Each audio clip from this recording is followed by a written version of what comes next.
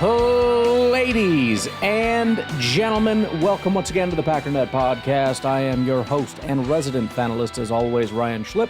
Check us out online, packernet.com. Find me on Twitter, pack_data.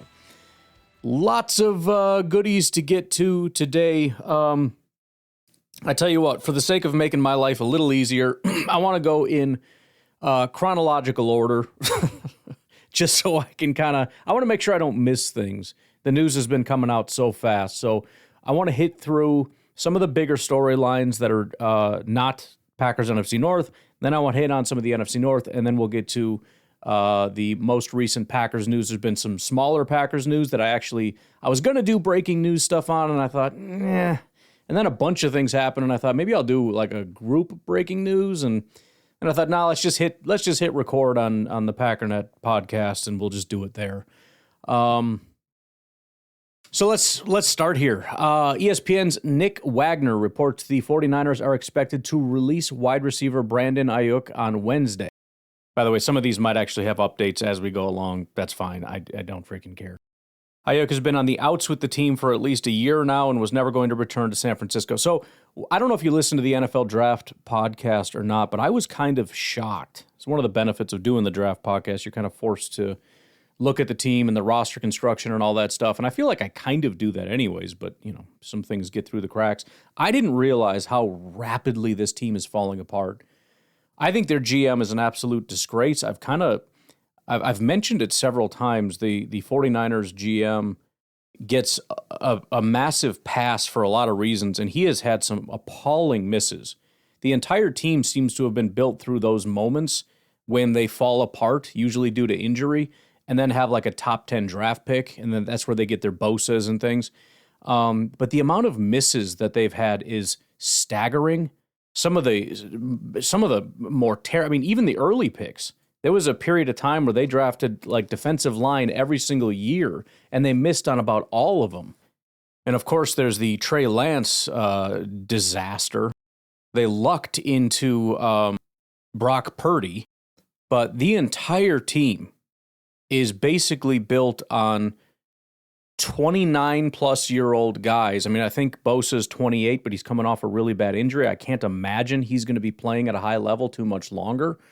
Guys coming off those types of injuries, as we've said, especially his size and his position, he's going to be hitting 30 pretty soon, and I don't know how much more he's going to have beyond that. But, I mean, their left tackle is pushing 40. They got a linebacker in his 30s. They got a tight end that's pushing 30 or at 30. Every premier player outside of their quarterback is old, and everybody else is awful. That team sucks. And now you got guys trying to force their way off the team. I kind of wish we were in a different situation. We've talked about Brandon Ayuk before as, somebody the Packers really liked. He had a really promising start to his career, and I think if we were in a different situation, we'd probably be targeting him. At this point, I don't see any way in which that happens, but I still find it to be great news because the 49ers, who I cannot freaking stand, are a joke. NFL Network's Ian Rappaport reports Kyler Murray and the Vikings have mutual interest. Duh. This has been gaining steam more and more as the minutes go by here. I'm just waiting any minute now for the news to break that he's officially signed. A few days ago, I actually did place a bet on this happening, that Kyler Murray was going to be a Viking, so hopefully that happens. In fact, I might just go check it and cash out now because it's got to be pretty well maxed out. It's actually Vikings news. I was supposed to skip that, but that's all right. As I've said before, I don't fear him. And as I just mentioned, I guess it would be yesterday on the Breaking News pod, the whole thing about Kevin O'Connell being this elite quarterback whisperer thing, based on what? Based on the quarterback he inherited continuing to play the same way he always did? Based on a guy coming in and playing really well for the first time, and then we thought it was you until he left, and it turns out it wasn't you, he's just good at football? And then you had this raw quarterback prospect, and you just kind of treated him like crap and dismissed him and didn't really want anything to do with him. He was never any good. You're probably all pissy and treated him like crap because he was making your reputation suck. I only like when good players come here and make me look good. Anyways, apparently Kyler Murray is going to be working with the quarterback whisperer. Now it's going to be some kind of an elite situation or something. I don't freaking know what we're talking about. Actually, I don't know if there's any other non-NFC North news here. Kirk Cousins was released. That might be Vikings news. It would be kind of hilarious if they decided to go that route. I suppose, given the price, they could probably pick up Kyler Murray and then have Kirk Cousins as his backup and just freaking move off of J.J. McCarthy entirely. Apparently, the Raiders are expected to have interest in Kirk Cousins. Cardinals released Kyler Murray, so there's that. There's probably going to be another update beyond that. Bills signed a deal with Bradley Chubb, 3 years, $43.5 million, so that's a pretty big move there. It's also just another big, not that he's an elite player or anything, but another edge rusher that didn't go to the NFC North. Every time I see one of these, I think there goes another one, there goes another one, there goes another one. In fact, let me just jump out on this one real quick before we continue here. I was thinking about this ridiculous situation between the Baltimore Ravens and Max Crosby. I think that this is actually massively helpful to the Packers in their effort to not have Max Crosby or Trey Hendrickson in the NFC North, whether that be the Bears, the Vikings, or the Lions, because Baltimore, first of all, immediately went out and got Trey Hendrickson. Apparently, according to the news that's out there, there were 4, 5, 6 teams talking to Trey Hendrickson. I don't know if the Bears were among them. The person that reported it listed like 3 of the teams, and they were not the Bears. But the point is, when Max Crosby, when that deal got pulled, apparently everybody else just backed away from Trey Hendrickson because they knew what was going to happen. They knew at that point that Baltimore was going to go get him. In fact, and this is super messed up, it's also now being reported that Max Crosby and his family were in Baltimore as Baltimore was on the phone with Trey Hendrickson. You want to know what I think? And I'm just speculating here without any information, but the more that it comes in, and when I hear that news, and I'm off on a tangent, we'll get back to the NFC North, but I think, and first of all, most people are of the opinion right now that they just got cold feet on Max Crosby. Do you remember when the Packers were working with Aaron Jones and they were about to do a deal with Aaron Jones, and then when they realized that Josh Jacobs was going to be available and they had him on the phone and they realized that they could get him, they must have come to some kind of an agreement. At that point, the Packers backed away from Aaron Jones. I have a feeling that happened with Trey Hendrickson. Trey Hendrickson was demanding like $30 million or something to that effect. Now, I don't know the details here in terms of guarantees or whatever, but it looks like it's a 4-year, $112 million contract. It's close to 30, but it's under. It's $28 million. It sounds like from my what I do know about the contract is that it's basically a very front-loaded in terms of the guarantee. So it's more like a 2-year contract where we're going to see you for the next 2 years, and after that it becomes kind of a year-to-year deal. My assumption is that Hendrickson's offer became very appealing to the Baltimore Ravens, and they decided, you know what, we probably should go that way rather than give up all this compensation and all this money for a guy that's coming off an injury. We don't know how he's going to perform. He's a smaller guy coming off a brutal injury. He may never return to form, and we're giving up all this. You don't want to end up like the frickin' Cleveland Browns giving up everything for a quarterback that never returned to form. It wouldn't be that brutal, but it would be a terrible decision. Here's Trey Hendrickson, who's still just clipping along at a really high level, showing no signs of aging, and I'm sure that'll start at some point, but probably not next year, probably not completely off a cliff in 2 years, but we can evaluate it after 2 years. So we got this dominant pass rusher with no questions, and it's not going to cost us 2 first-round picks. And so they pulled the plug with Max Crosby in the frickin' building. They're working the phones with Trey Hendrickson. Now, according to the Ravens, let me read this real quick. Ravens GM Eric DeCosta said he wanted to pair Max Crosby with Trey Hendrickson. He added that the team started contract talks with Hendrickson after the team lost center Tyler Linderbaum in free agency. For those out of the loop, Baltimore agreed to 2, blah, blah, blah, only to back out of the deal at the last minute, citing a failed physical.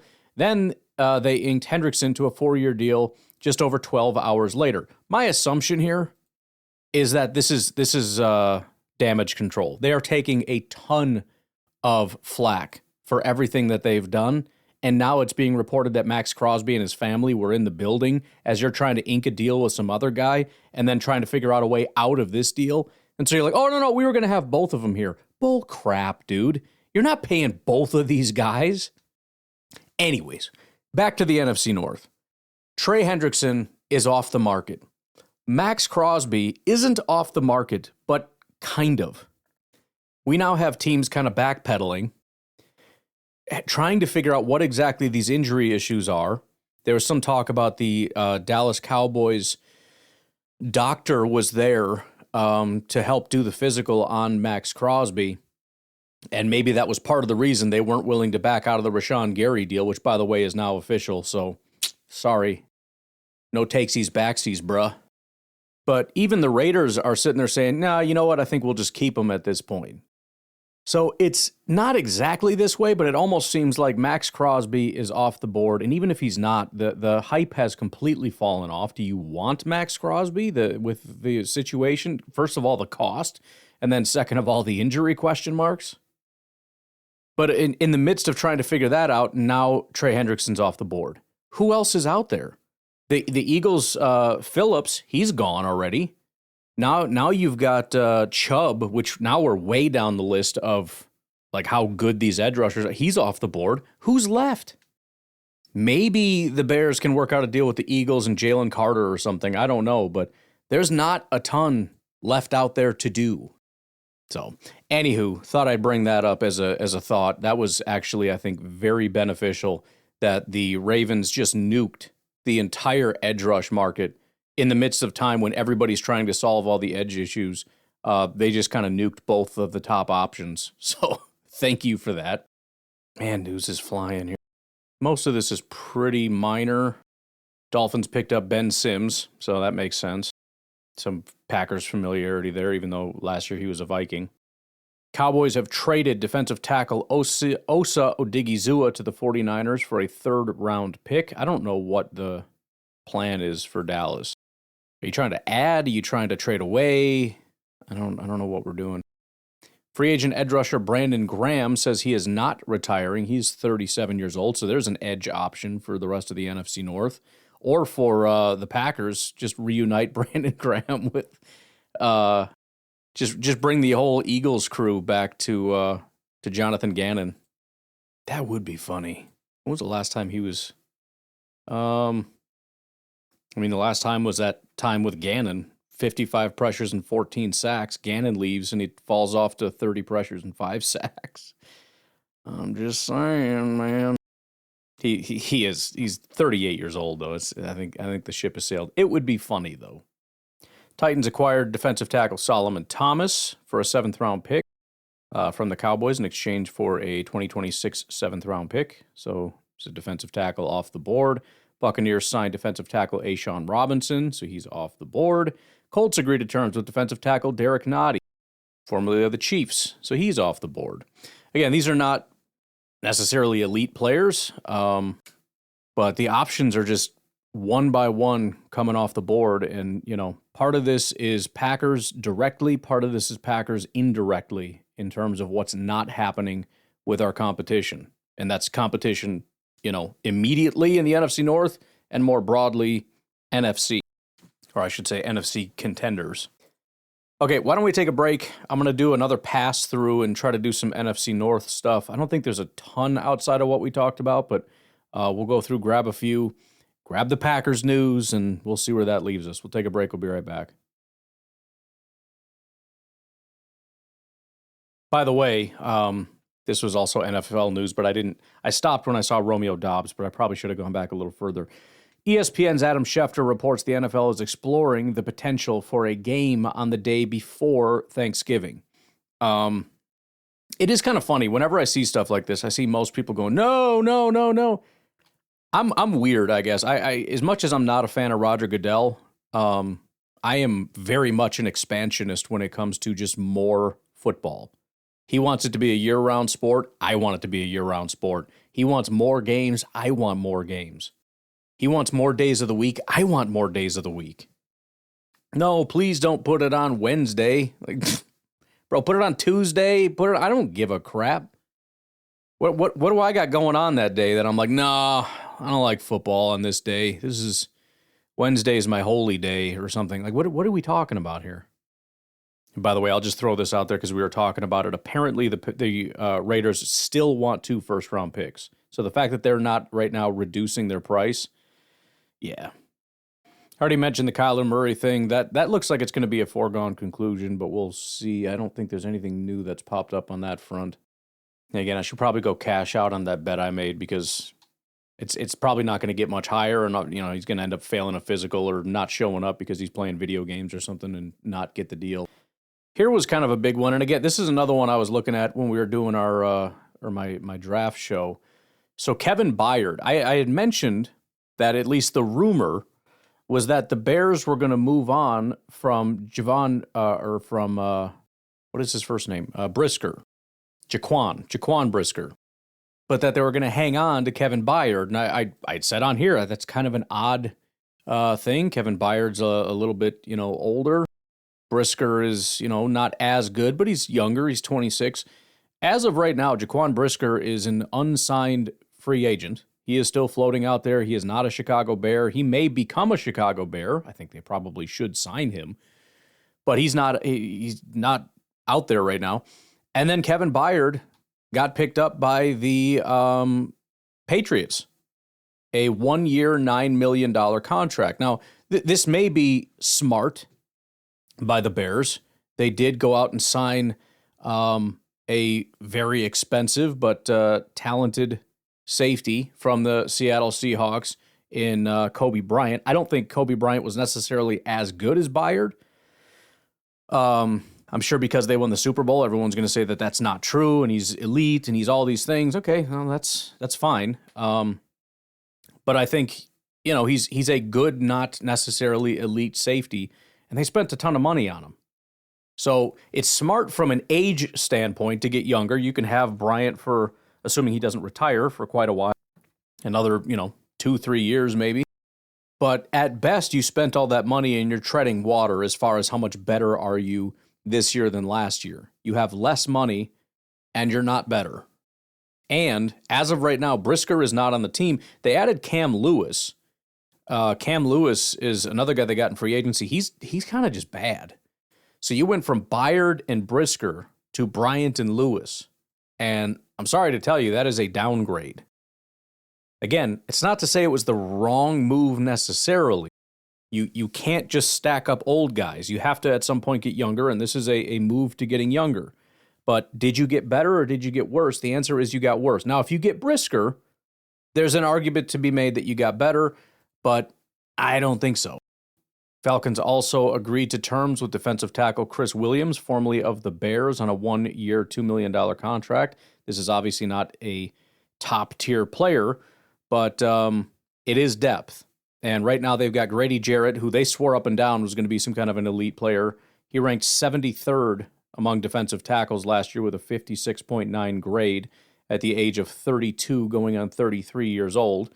So despite all the claims that Grady Jarrett is still some kind of a great player, that didn't happen.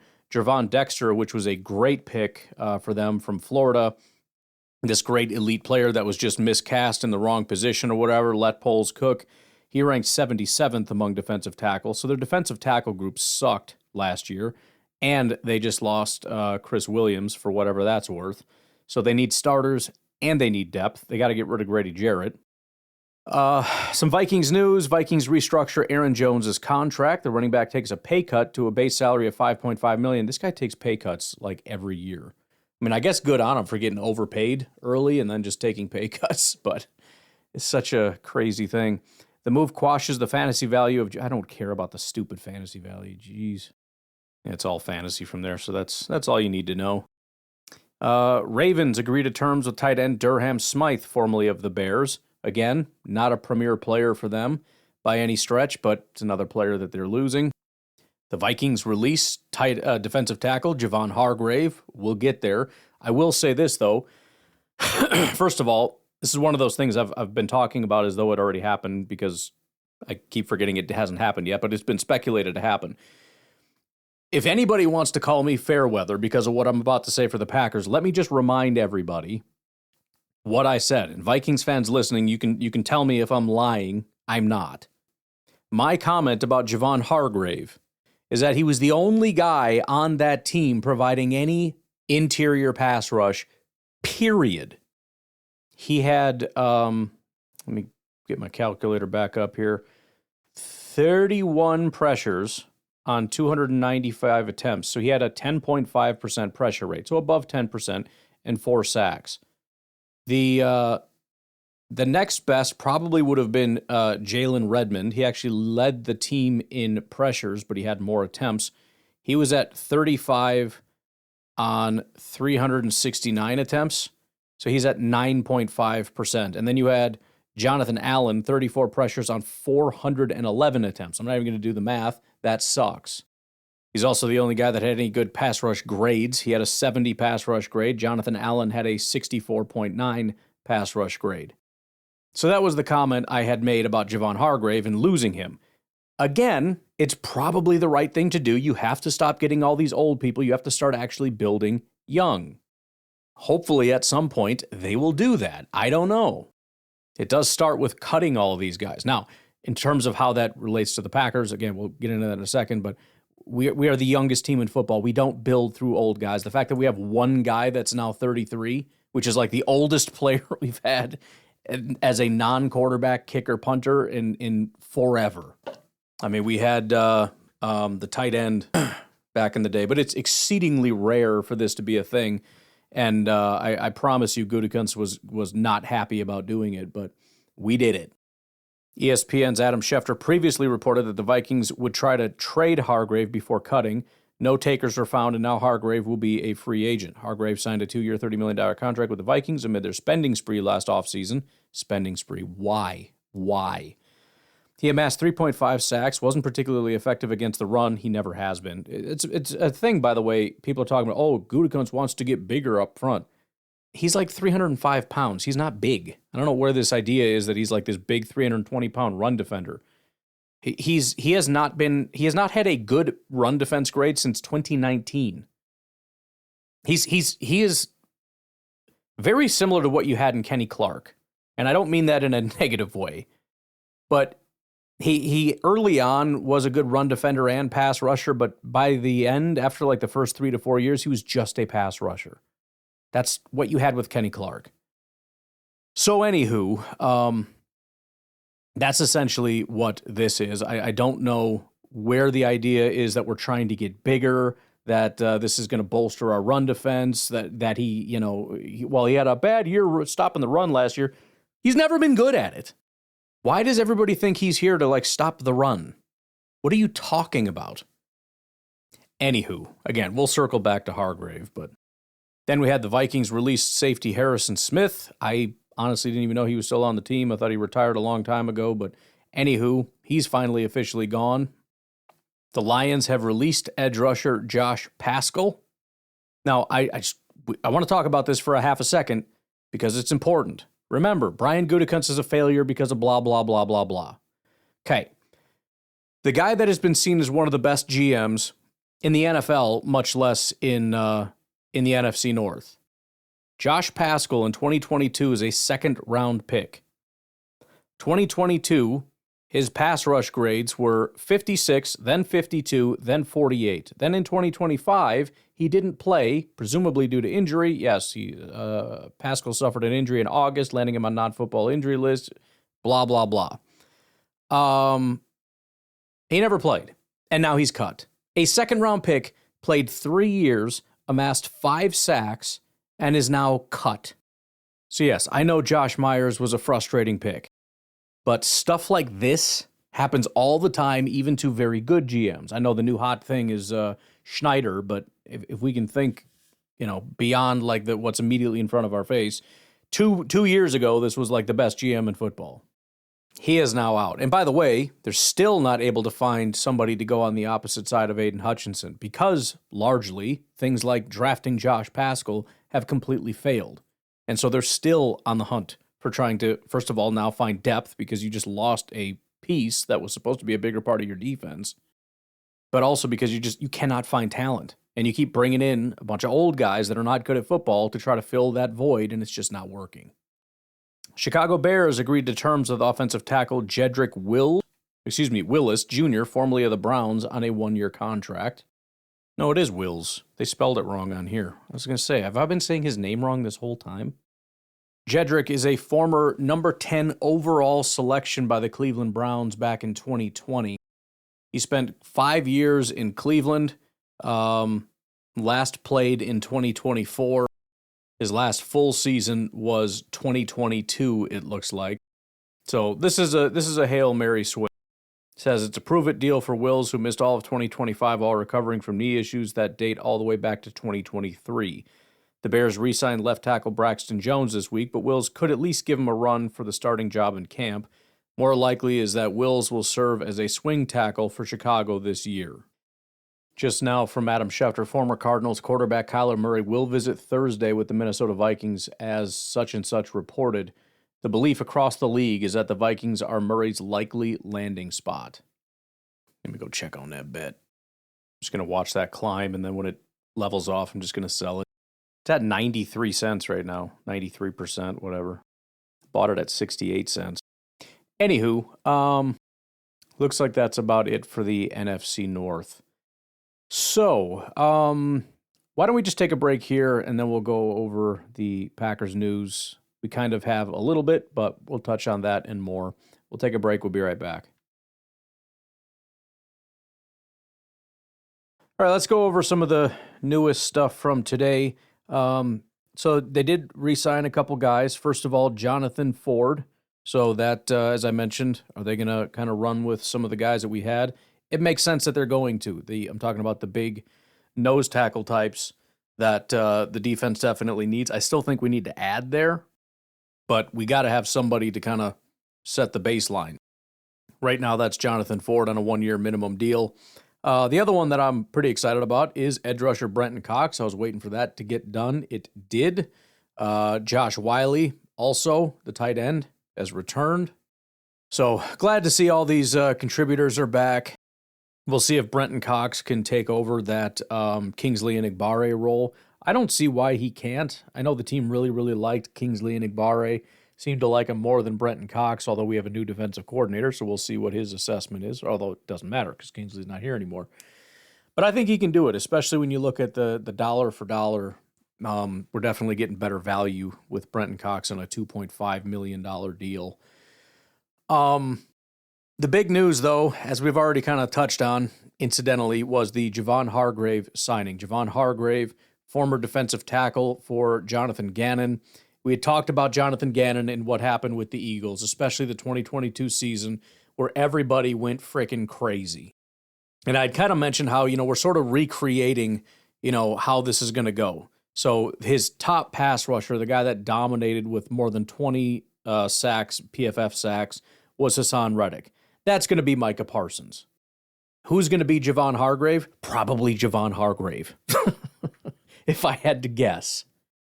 But if we just quickly go back and look at that 2022 season, there were 4 different guys with double-digit sacks, almost another with Fletcher Cox, 3 edge rushers, 2 defensive tackles.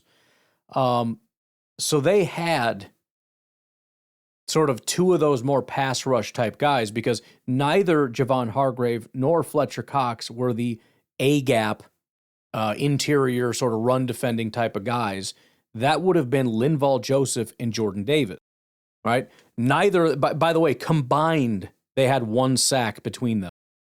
So if you're looking at Fletcher Cox and Javon Hargrave, again, Javon Hargrave is Javon Hargrave. Where does that leave Devontae Wyatt? And Fletcher Cox is a bigger guy. You can flip it if you want to. Javon Hargrave will be the Fletcher Cox, and Wyatt will be the Hargrave because he's a little bit smaller, whatever. It's 5 pounds different. The point is they had 2 pass rushing defensive tackles that were pass rushers that were not tasked with the job that was given to Jordan Davis and Linval Joseph. Now, we don't have a Jordan Davis or Linval Joseph. That's where I'm saying Jonathan Ford comes in. He's not as good as either of those guys, although Linval Joseph was not doing very much for them that year. He was not very good. And I doubt we're going to get a Jordan Davis because that was a very early first-round pick. But again, there are a lot of really talented A-gap, we'll call it, because that's how PFF kind of quantifies it. More interior, nose tackle, one tech, whatever you want to call it. I think we still need to go out and find our Jordan Davis. But right now, we now have a Fletcher Cox and a Javon Hargrave. That accounts for, again, if we say Fletcher Cox had roughly 10, he had 9 sacks, PFF sacks. Javon Hargrave had 12. So they accounted for over 20 sacks combined. Who else did they have? Well, they had Hassan Reddick. That's your more small, athletic type of speed pass rush. 6'1", 240. Who's that? That's Micah Parsons. The other guys they had, 2 pass rushers that were both bigger guys, Brandon Graham and Josh Sweat. We have Lucas Van Ness. Again, hilariously, Brandon Graham is available and saying he's not retiring. So that is an option if you wanted to go do that. But Lucas Van Ness can absolutely fill the role of the sort of bigger edge rusher, whether that's Brandon Graham or Josh Sweat, you take your pick. And then whether we say Brenton Cox is the other guy or whatever, the point is there's a lot of bodies. All of them were just eating like you wouldn't believe. These are not blitzing linebackers or any of that. This is just the defensive tackles and the edge rushers. The linebacker with the most sacks was, well, Edwards and White both had 2 sacks. So it's a thing. But, I mean, the majority of all the pressures, of all the disruption, it's just your front 4 or front 5 or whatever it is, depending on the situation. Front 3, I don't give a crap. So this is the vision. This is where we're going. And again, we've already revamped a little bit our defense to look a little bit more like a Gannon defense. We got a corner that is a little bit more like what we used to get, the tall, long-armed, kind of rangy guys. We traded out Hobbs, who's a little bit more of the smaller, versatile type of cornerback like we had with Nixon. And we exchanged him for the tall, long-armed Benjamin St. Jude. And then we went out and got a linebacker that's going to fit sort of that Mike linebacker role for a Jonathan Gannon defense. Again, sort of a stack and shed, tackle, dirty work linebacker type of guy. Now, I think these are largely temporary fill-ins. We'd like to get younger and find guys that we can draft and fill those roles, but we can't expect to find all these guys in the draft as well as all our other needs.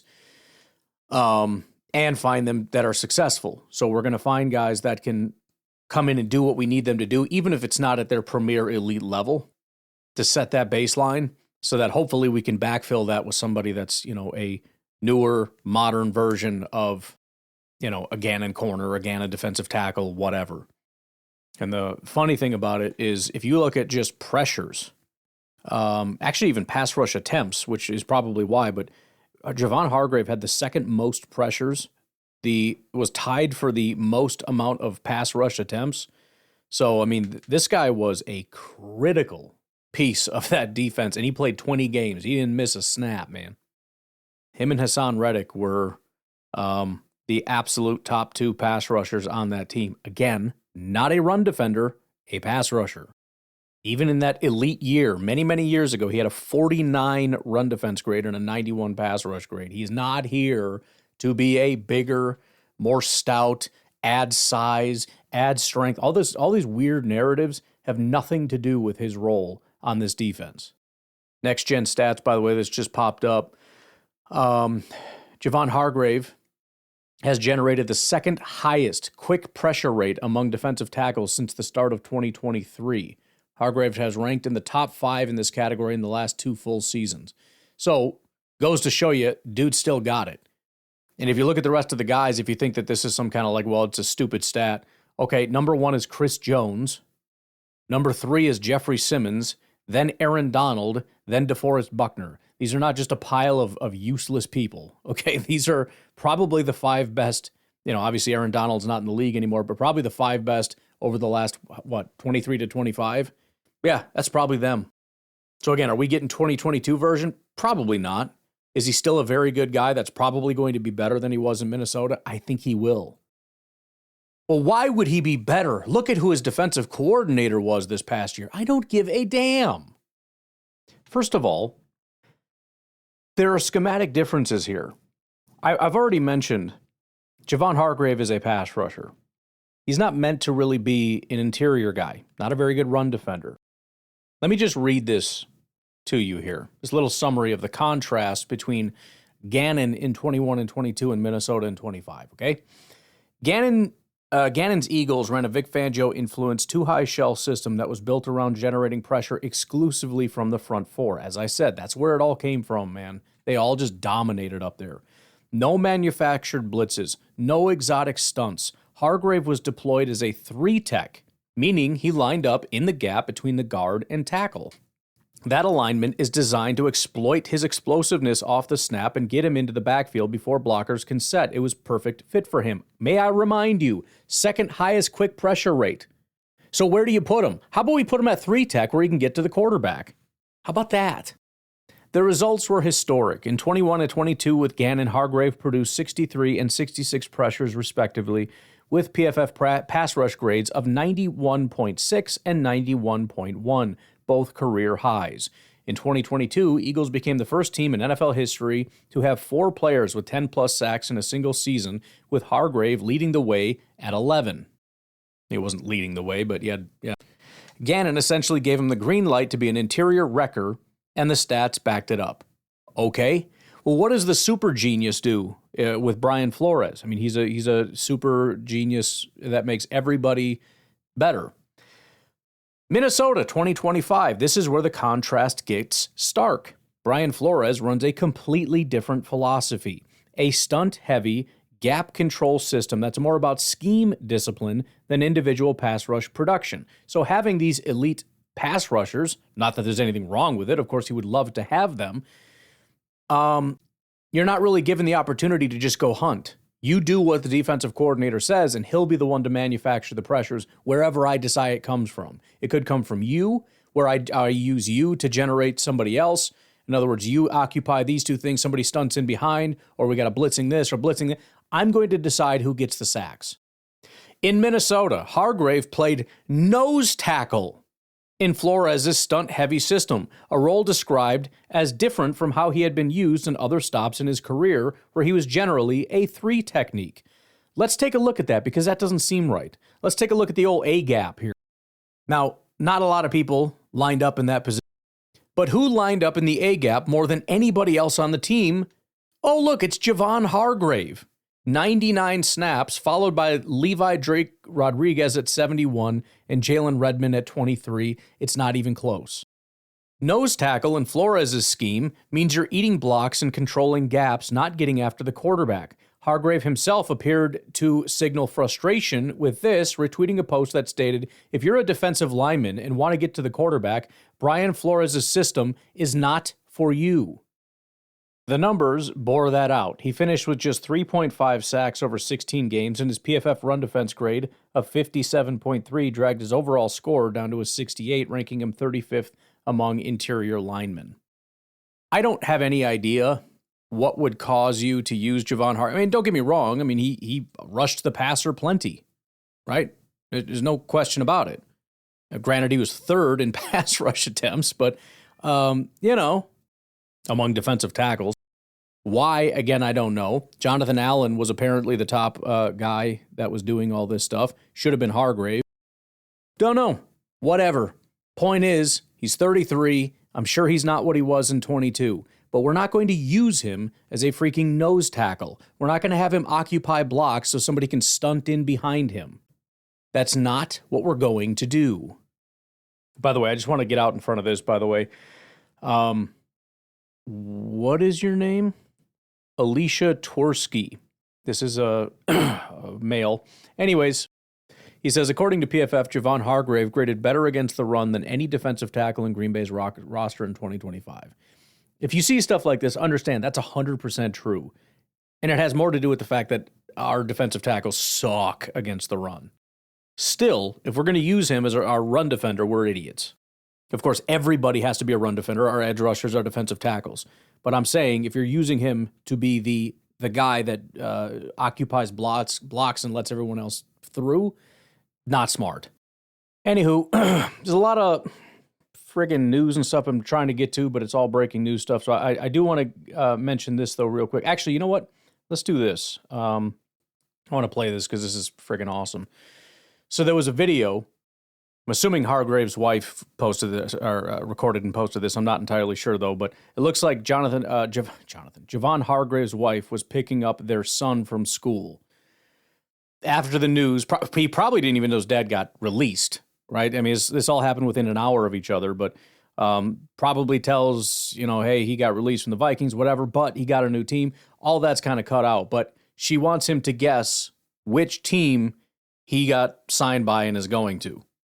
Atlanta Falcons? No. But what is it? Cheesehead. A Green Bay Packer? Yes. Let's go! Yes! I needed this. I needed that so bad. So I'm fired up. Hargrave sounded like he was disgruntled in Minnesota. He did not like being there. He did not like playing for that defensive coordinator or for that team. He's coming back to play with Gannon. He's fired up. His son is fired up to move to Green Bay, Wisconsin. The family's fired up. I'm pumped, man. I'm ready to go. Anyways, the other thing that I wanted to get to, I just saw this. Same person, Easton Butler, posted it. Where is it? Packers still talking to free agents. Just heard 2 defensive tackles and a cornerback. So, we'll see. Obviously, there's tons of phone calls going on. We'll see how it goes. I am still of the contention. I don't know anything, obviously, but I'm of the contention that right now we are kind of loaded up on the 3-tech or defensive end, whatever you want to call them, pass rushing type defensive tackles, and need some of the bigger body run defending types. We'll see if the Packers end up investing in any of those. They mentioned corner as well. Wouldn't be massively surprised if that is in the discussions. But either way, we will see how it goes. Make sure you're subscribed. Make sure you got the auto download set. If you can do that for me, that would be greatly appreciated.